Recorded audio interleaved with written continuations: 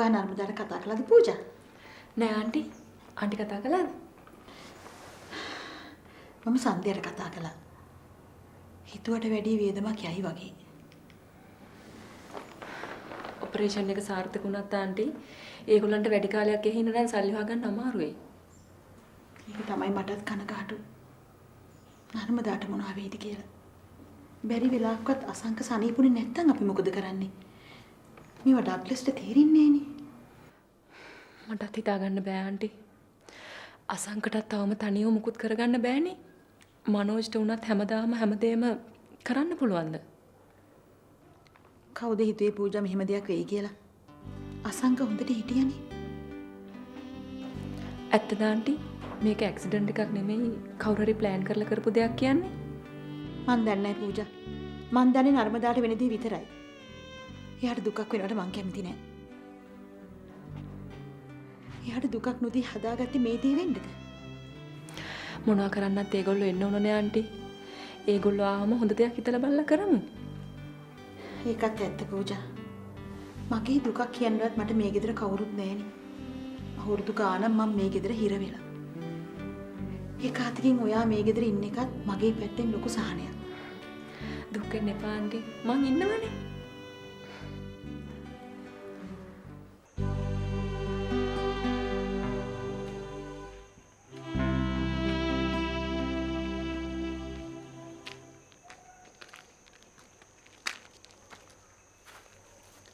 සඳුනි දේවයි ඔයා මොකද මේ පැත්තේ? මට හිතුණා නිකන් ගොඩ වෙලා ඔයගොල්ලන්ගේ සැප දුක් බලන්න.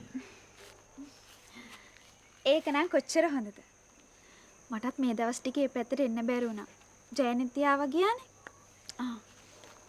ඒක නෙමෙයි. අයියා නම් ළඟකට ගියා. ඔය අයියා නිකන් ඉන්නවද? ඒකත් එහෙමද? ඔයා විතරක් නම් ඉන්නේ නංගේ මං ඉන්න එක හරි නෑනේ. මං යන්නම්.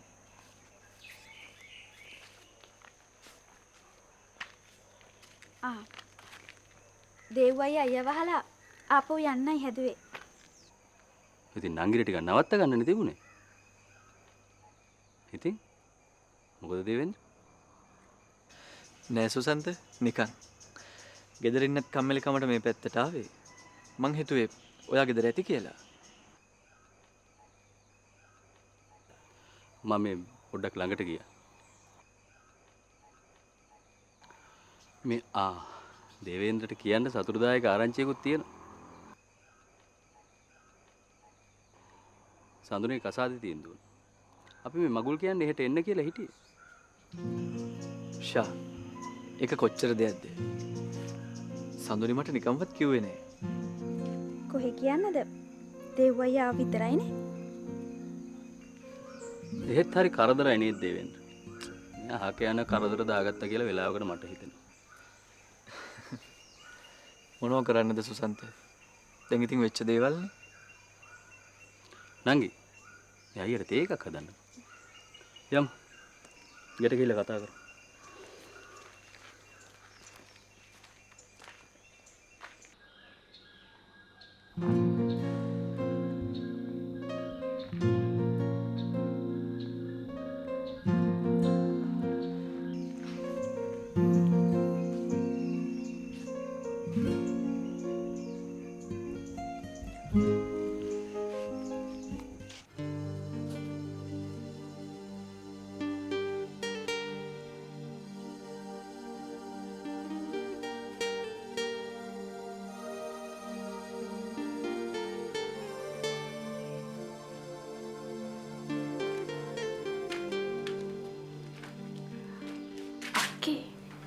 අද මට පූජා හම්බුණා.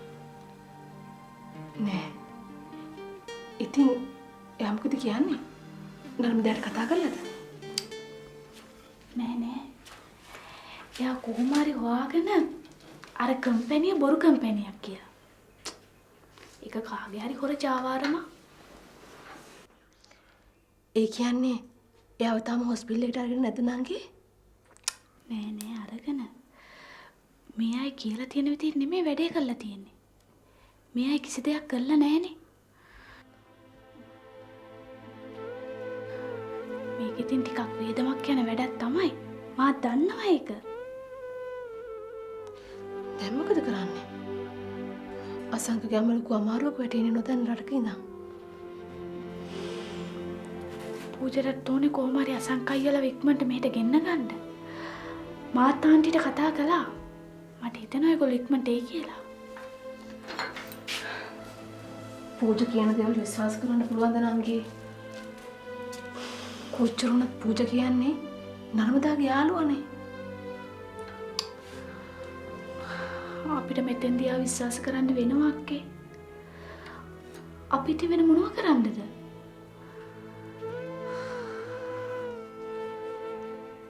මං එයාපෝට් එකටම වාහනේ එවන්න. හොඳයි. උත්සන්නයි. ඒ කවුද හේමල් එයාපෝට් එකට එන්නේ? සන්ධ්‍යල අදම ආපහු වෙනවලු. මොනවා? අද? එතකොට ඔපරේෂන් එක? අපරාධෙන සල්ලි විදන් කරගෙන ගියේ. සල්ලි පැත්තකට දාමු. අසංකගේ ජීවිතේ. ඔය අල්ලලා දීපු ඒජන්සි හොර එකක්ලු.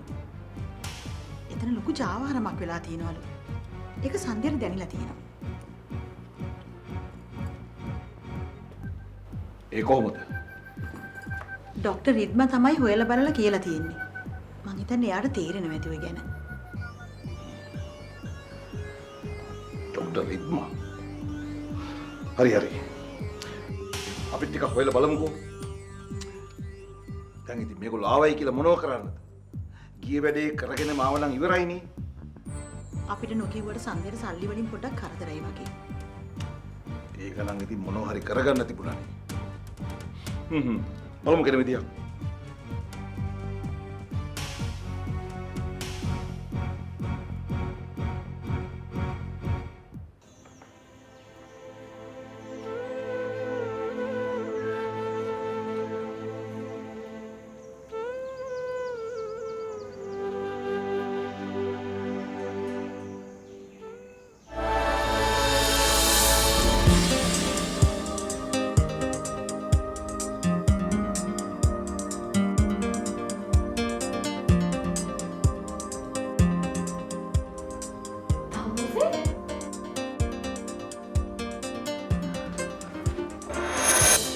තමුසේ මෙහාටත් ආවද?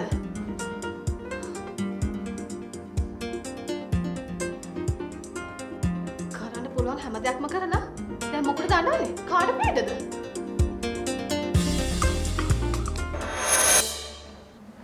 හොඳයි මම යන්න. මං ආවේ කාගේවත් දෙයක් අයිති කරගන්න නෙමෙයි.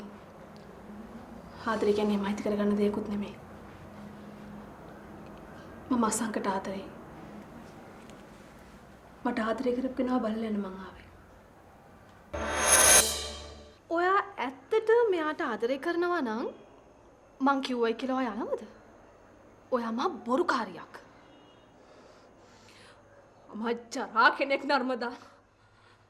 මමද චරා කෙනා? මමද චරා වැඩ කරන්නේ? ඔයානේ. ඔයා තමයි මගේ මෙයාව උදුරගත්තේ. මම උදුරගත්තා?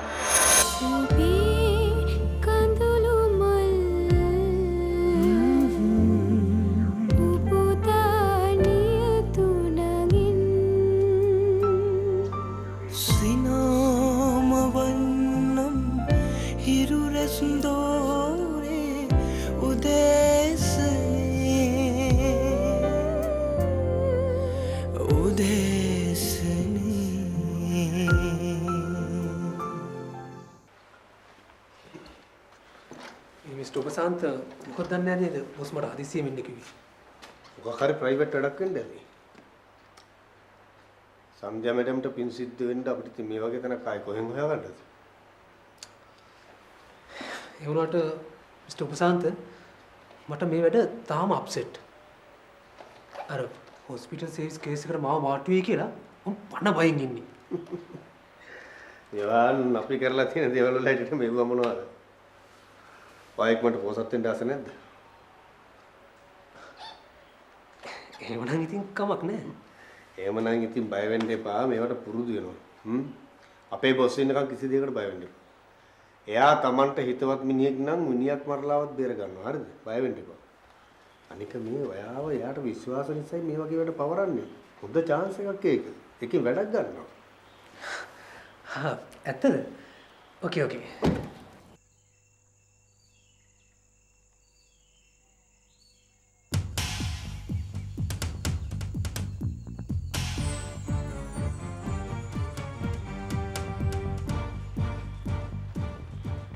යොහන් අර රිද්ම කියන ගෑණි වැඩේ කාලා.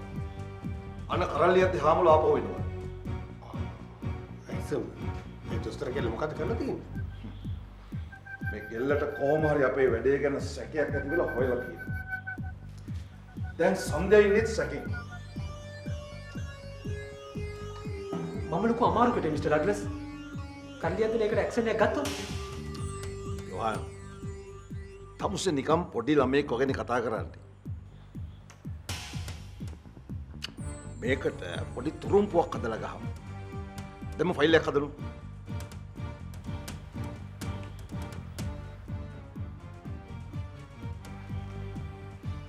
ඔක නැටි මන් දන්නේ නැහැ මිස්ටර් ඩග්ලස්. අනිත් එක ඔක ලොකු ප්‍රශ්නයක්. මේ පොඩි පොඩි දේවල් වගේ නෙමෙයි. යොහන් තමුසේ නම් මහා පුදුම මිනිහෙක්යිසේ. මේක ඔය හැටි කල්පනා කරන්න තරම් දෙයක් නෙවෙයි යොහන්. ප්‍රශාන්ත මෙන්න මට උදව් කරනකො ෆයිල් එකක් හදාගන්න. හොඳයි සර්.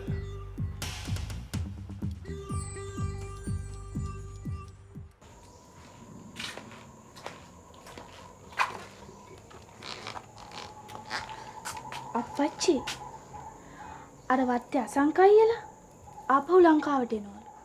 හැබැයිට ඉතින් පුතේ අර ඔපරේෂන් එක කරලා නැහැ. එහෙ ඉඳලා මනෝජ් අයියා ඔක්කොම රිපෝට්ස් ටික ෆැක්ස් කළා. මං ඒව ටික අපේ සර්ටත් පෙන්නුවා. ඒ ගැන වැඩි විශ්වාසයක් තියන්න බෑ අප්පච්චි.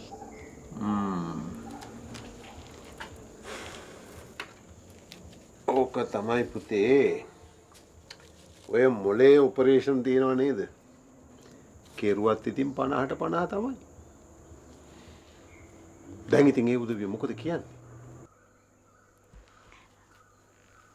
අප්පච්චි මං ඒ අයට මෙහෙට එන්න කියන්නද අප්පච්චිට මොනවද කරන්න පුළුවන් කියලා බලන්න. ඒකට මොකද පුතේ ඉතින් ලෙඩෙක් නේ.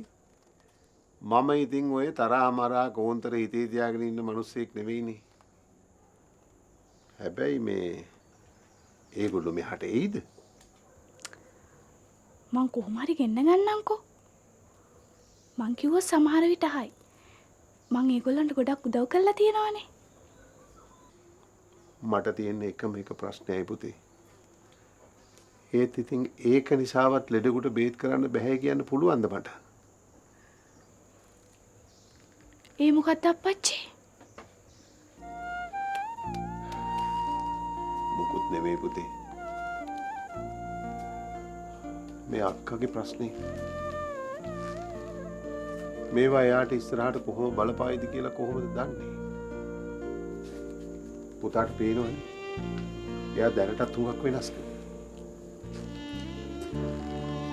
අක්කගේ හිත හදන්න තියෙන එකම ක්‍රමය තමයි අසංකයව සනීප කරන එක.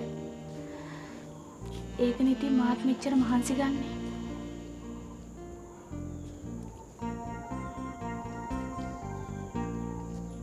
හොඳයි පුතේ. එහෙනම් අපි මේ ලෙඩව බාර ගමු.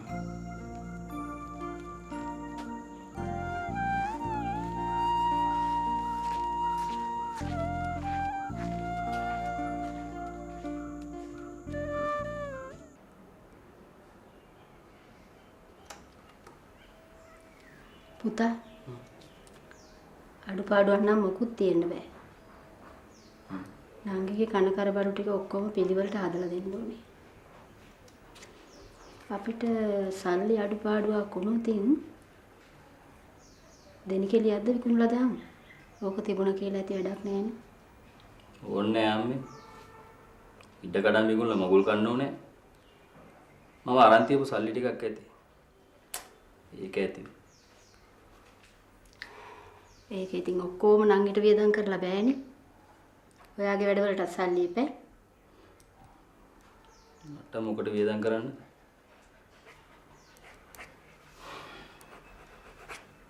ඇයි හැමදාම ඔහොම ඉන්නද කල්පනා? මට මෙහෙම හොඳ. මට හොඳට තේරෙනවා. ඔය තාමත් හිතේ අරහෙ තියාගෙනනේ ඉන්නේ. මොඩියා. අම්මේ මම අවලෑ ගෙදර යනවා. සඳුනි. දැන්වත් ඔය අක්කලාගේ පිටිපස්සේ ඇවිදින එක නවත්තලා මෙන්න මේ ගෙදර තියෙන වැඩක් බලාගෙන ඉන්න. මම යන්නේ මාමව හම්බ වෙන්න. අද මට මාව එන්න කිව්වා.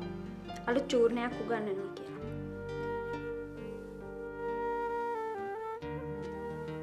දැන් ඕවා ඉගෙන ගත්තා කියලා ඇති වැඩේ මොකද්ද? මේ හෙට අනිත දී ගයන්න ඉද්දි? ඒවා කියන්න බෑ. අලවතුගොඩ වෙදහාමිනේ. මන්ද දන්නේ නෑනේ. මම යනවා.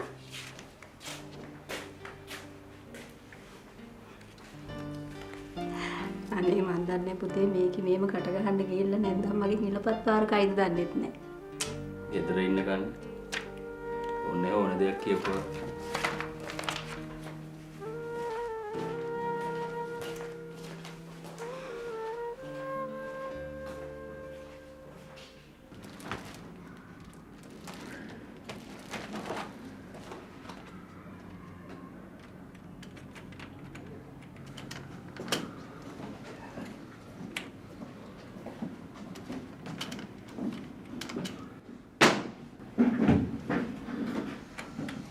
යොහන් මොකද අප්සෙට් එකෙන් වගේ?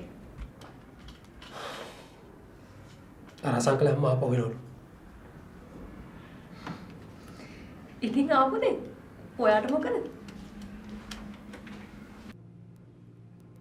ඔයාට මතක නැද්ද? අර හොස්පිටල් කේස් එකට මම කරටම මාට්ටු.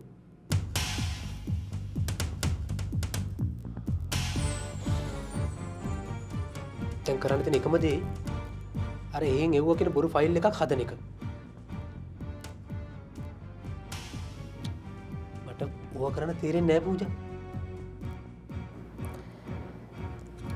ඕනනම් ඉතින් මට ඒකට වාට උදව් කරන්න පුළුවන්. මගේ ළඟ ඉතින් ඩීටේල්ස් නැහැනේ. ආවට ගියාට ඉතින් ඒවා කාටවත් දෙන්නත් බෑනේ නේද යහන්? ඕකේ. මේ ඒව ඔයා කාටවත් දෙන්නේ නැහැ නේද? පිස්සුද? කාට දෙන්නද? තව කෙනෙකුගේ දෙයක් මම නර්මදාටවත් දෙන්නේ නැහැ. කොටින්ම අදාළ නැති තොරතුරු මම බොස්ටවත් දෙන්නේ නැහැ. ඒක මම දන්නවා. ඕකේ. ඉන්න. මම ඔයාලට ෆයිල් එක ගන්නම්.